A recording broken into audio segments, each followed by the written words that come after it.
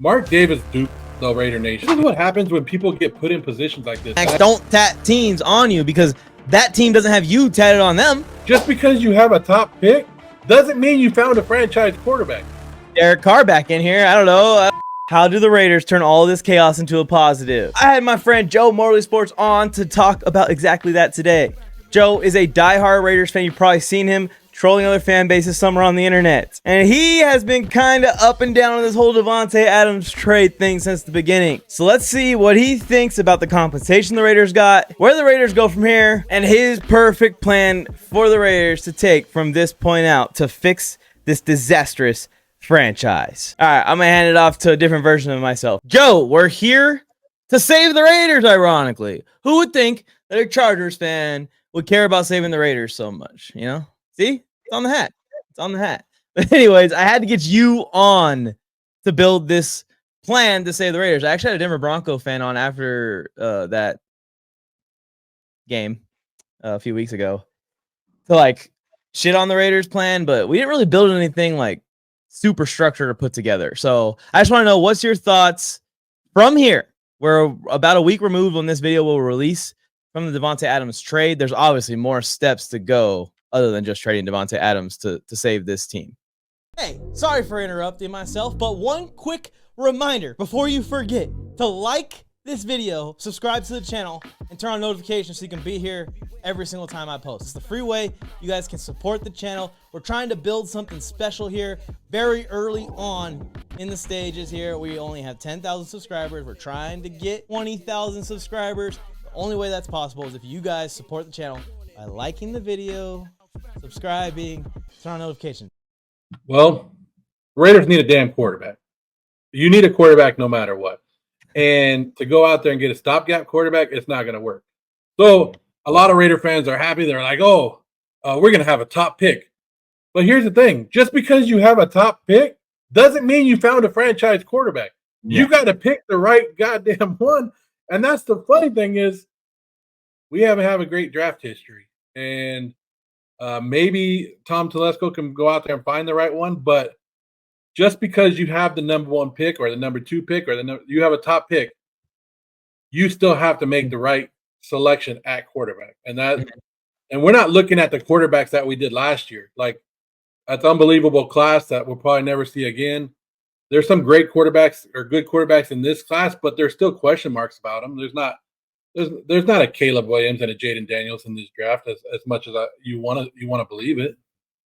Yeah, and it feels like the class after this is going to be freaking nuts. So that's also something, is if you pull the trigger on this class and it's your Bryce Young class, and then you pull the trigger, and then the next year Arch Manning comes out and he's a freaking legend. So that would be very unfortunate if that happened to the Raiders. And I heard some foreshadowing in there when you're talking about the quarterback position with Tom Telesco selecting the right one. So that means Tom Telesco is a part of your future plans. I would think that Tom Telesco is the future. I would think that's why Mark Davis hired him. Now, I have other questions at the head coach position, even though I do like Antonio Pierce as a person. Tom Telesco didn't hire him. And here, I'm just going to say it. I was going to make a video about it, Mike, but here's the more and more I think about it and I sit here, Mark Davis duped the Raider Nation. The Raiders tricked the Raider Nation, and I have no backing of this, and you can say that I'm lying and all this stuff, and maybe it turns out to not be true. But here's what I'm thinking at this moment: the Raiders knew that they were going to suck this year, and they knew that they had to hire Antonio Pierce, or Maxx Crosby would be pissed off, and the Raider Nation wanted Antonio Pierce. So their thing was like, hey, we're not going to be able to get a quarterback, or we'll try to get a quarterback. If we don't, we'll run with Antonio Pierce. And if it doesn't work out, we get a new coach. And if it works out, great for him, and he stays as the head coach. So I don't think they have – I don't think they were looking past this year with Antonio Pierce or not. So did Tom Telesco hire Antonio Pierce? No. Can they start over next year? Most of the time when you go and get a new quarterback and you start trading players, isn't that what you do? Typically. Yeah, and it just the thing with the Raiders is they keep doing this though. Like, how many coaches have they had over like the last 10 years? Shit. I don't even know. I can Like probably go 5. back and count them, but Like 5, but at least 6. here's the thing, like, and I've said this on multiple times, like when you have a head coach that struggles, like Dan Campbell, like everybody goes back to Dan Campbell, like he's the example now. They That's a went very 3 good and example, actually. That's a very good comparison. he's the example for everybody now. Seattle's using him for their head coach. The Raiders are trying to use him for Antonio Pierce.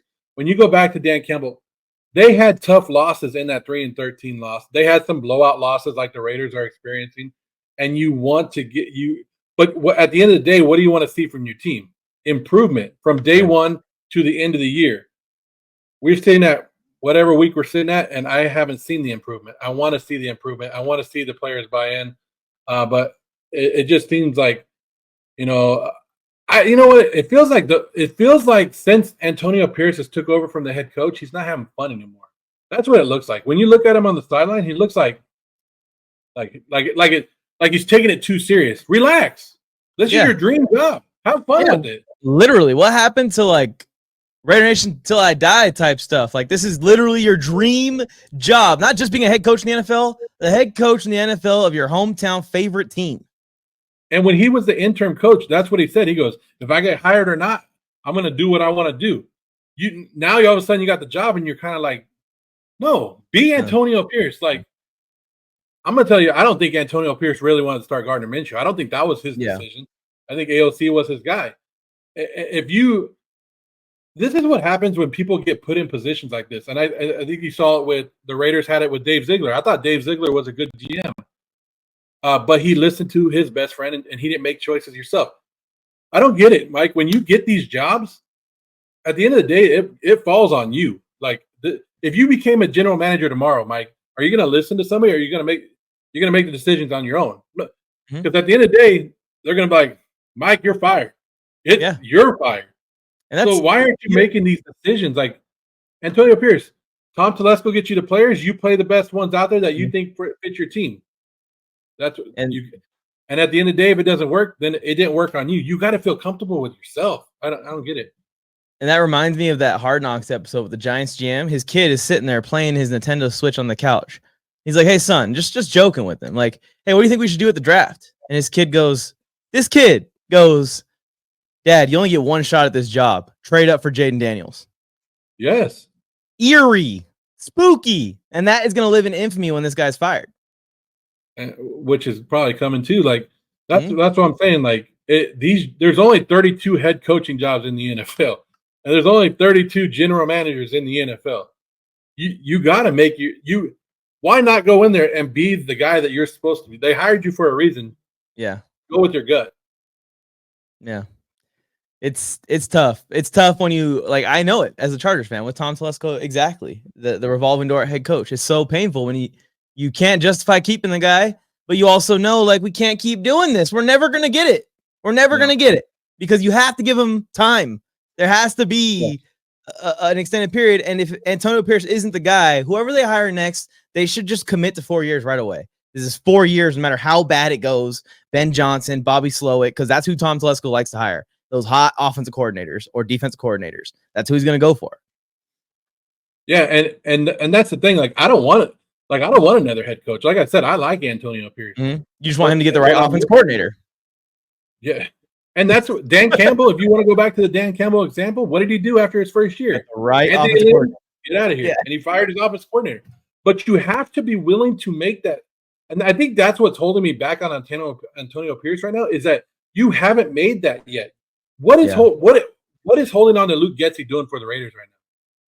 When he's doing the same thing over and over. When you're running draw plays or run plays on 1st and 17, and you're running a draw. You're in shotgun formation to hand it off on the red zone on the 1 yard line. Like, you're not helping yourself. Like, when you get to a point where your QB's coach or your pass game coordinator can do the same or better, like, there is no worse, basically. You might as well. And Luke, I've never thought that this was going to work because Luke Getsy doesn't have any success in the NFL away from a legendary quarterback. Well, the only thing that we thought that we took from a positive of hiring Luke Getsy, because everybody had question marks about Luke Getsy to begin with. Is that tight end bullshit? No, it's the running game. Is that you saw his success that he had at least the running game in Chicago. I saw a lot of But this. then you Oh, realize, like, we're gonna run all this crazy tight end sets and all that, and I'm like, that's just like offense in the NFL, guys. Every team does that. yeah, hey, and that's the one thing Raider fans can say now, right? A lot of Raider fans came after me after the draft when I was at your house, and the one reaction to Brock Bowers is like, "What are we doing?"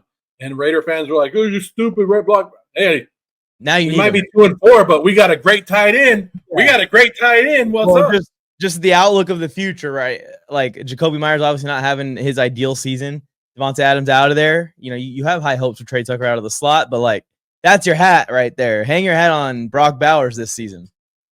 Yeah, that's it. I mean, okay. So before we run out of time, I want to get some more here. Tom Telesco, part of the future. You're iffy on Antonio Pierce. You're cool with another year, and if it goes bad, figure it out after that. But you're also cool with moving on. And then, as far as the draft, you're thinking quarterback almost no matter what, or are you okay with bridging one more year?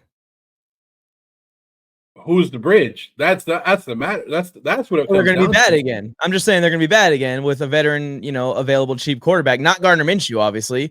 Maybe they can get somebody, Derek Carr, back in here. I don't know, something like that. Somebody of that level, I should say, that's going to be available. It's going to have to be a cheap deal, so that way that they can use the cap space to build the team for the rookie quarterback the next season. That's the smart way. They have draft picks. They have over $100 million to spend next year. We've seen this before, Raider Nation, so don't get too excited because I see too many people out there going, "We have draft picks and over $100 million." Yeah, we've had this before. We had this with Reggie McKenzie when he changed the whole team over in Oakland. You got to be able to use your resources correctly. Now, if you want to sell me on a quarterback, Mike, you're not selling me on a bridge gap quarterback. Like, you're not bringing – if it's not an elite quarterback that you're bringing in, I don't want it. If you're not bringing Matthew Stafford in, I don't want your other quarterback. That's an option. I'd rather lose with a rookie quarterback. And here's the thing. You talked about it. Like, okay, we draft a quarterback. Say we have a top 5 pick. We draft a quarterback. Let's say you draft Shedeur Sanders. Okay. And it doesn't work out, right? And then we, like you said, the year after that, the quarterbacks look pretty damn good in the draft. We just pull in Arizona and what Arizona did with Josh Rosen, and we do it again. Like, wouldn't you want to get an elite corner, receiver, edge rusher, and then the quarterback? What has this league showed you? If you don't have a quarterback, you can't win in games in here. So you're willing to use 2 years to try and figure that shit. Mike, I've gone 20 years without a quarterback, and I think Shedeur Sanders will put you around the first overall pick the following season on this roster right now, unless they did some crazy stuff. I like Sanders, but I think he has some work to do. Me too. I don't know. And the question marks about Sanders is, and once you draft him in any franchise that drafts him, is his dad coming with him? Or, you know what I mean? Like that, I would hate to be a head coach for somebody who drafts Sanders. I think Mark Davis loves that, though. I think Mark Davis wants Tom Brady and Deion Sanders shit and drama around his team. Yeah, well, it's Vegas. You want the show, right? You want to put on the show. It's getting to a point where I question if that's what he wants. I mean, at the end of the day, you got to start winning, and somebody's got to put pressure on you to start winning. Like, yeah, nepotism. I understand that Raider fans are loyal. How loyal? Nepotism doesn't work at the ownership level in football. So good luck, Cowboys fans. You're getting Jerry Jones Jr. taking over the freaking franchise. You got Tom Brady and Richard Seymour buying into the Raiders. Yeah. I don't think that Tom Brady would want Shedeur Sanders. He doesn't seem like a Tom Brady guy to me. Well, he's already called Sanders out, right? Like telling him that he needs to watch tape and get out of the party rooms and stuff like that. See, already that's what I would think that Brady would be thinking too. Is like that. All right, one last topic before I get you off, get you out of here, Joe, is the looming Maxx Crosby conversation. We obviously saw what happened on the sideline. By the way, I don't even know what happened on the sideline. Do you know what happened on the sideline? There's a video where he came out and he pushed the coach. Mike Caldwell was going to give him a high five and he pushed him, but there's no like pushed him in the chest, like pushed him back. Yeah. But it didn't, to me, like when I looked at it, I was like, that doesn't look like anything. You just hyped. Yeah. Well, no, he didn't come off like pissed off, but Caldwell looked hyped, and Maxx Crosby was like, whatever. Just relax. Yeah. But it did, like, to me, as a Raider fan, it was like, oh, that doesn't look like anything. It doesn't look like Devontae pouting on the sideline like he was. It just looked like Maxx Crosby was like, I got more business to do. Like, get away from me, because you already know how serious Max is during the games. He's ready to go. And then Max even came out of the game and like got on Twitter quick after that and was like, "Hey, Gallo's my guy. Like, this is my guy. Like, we do this. We mess around." Yeah.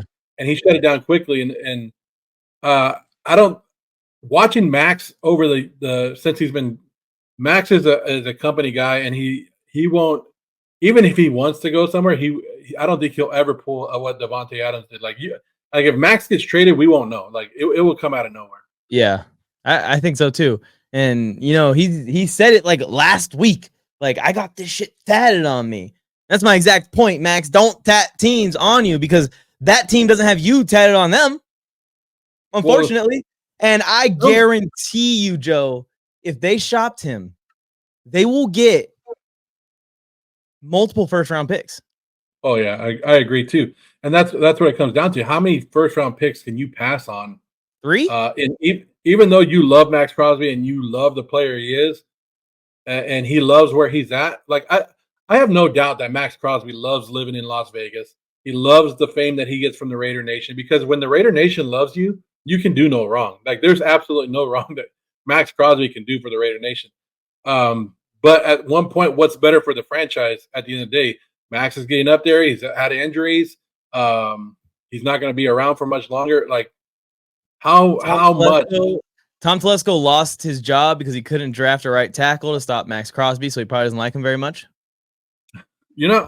I don't want to see Maxx Crosby go. That's not what I want. But when you're looking at big picture and what's better for the organization, if you're trying to rebuild your team and you're trying to bring a rookie quarterback in at one point, why not stockpile on draft picks? Mm-hmm. And this is exactly what I've been saying about the Browns with Myles Garrett. Like, what are you guys doing right now?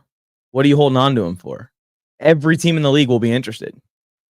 Yeah, and that if you're the Detroit Lions, he's available, dude. And he said out loud, like, if I was going to play for any team, it would be the Lions. And the Lions just lost their guy. And if the Lions just look forward past this season, like, you get Maxx Crosby in there, and he immediately gives you a chance to win again this year. I think without Aiden Hutchinson, their defense is drastically worse. But you put Maxx Crosby in there, and it's almost like a wash. It's edge rusher too. It's not too complicated. He doesn't have to learn anything crazy. Like, he can just plug him in there and play. And then next season, when Hutchinson's back, the Lions are going to win the Super Bowl. Yeah. And I don't know what the Raiders are worried about. Like, I'm not saying go out and make the trade because it pissed me off. Like, it would hurt. Like, it would hurt. Trust me, it would hurt. But the Raiders aren't worried about filling up their stadium, so it doesn't matter. Like, you don't want Raider fans to show up to your stadium anyways, like the way you've been doing it. Yeah. Like, you're going to get the opposing fans of what you want. So, just rip the Band-Aid off. Just like I've said it. I said, if you're going to make the moves, do them now. Just do it now and get us like the Chargers did. The Chargers said, you know what? This is the time, man. They said all 4 players, Khalil Mack, Joey Bosa, Mike Williams, Keenan Allen, y'all all have to take 50% pay cuts or we can't keep you anymore. Just straight up to all 4. And they were willing to let all 4 walk this offseason if they had to. Yeah. There's a reason fans and players don't make decisions, right? We're not supposed to be the ones. We have emotions. We play with emotions. There's people in line, and that's Tom Telesco's job, is to make what is best for the Raiders' future, not for what's best for the fans or best for the player on the field. You have a job to build a franchise team and to turn this team around. And Maxx Crosby is different because Maxx Crosby, I truly believe, and there's players like this, Mike, and for every team, they want to be that guy that goes, hey, I was there when it was bad, and I turned this team around myself.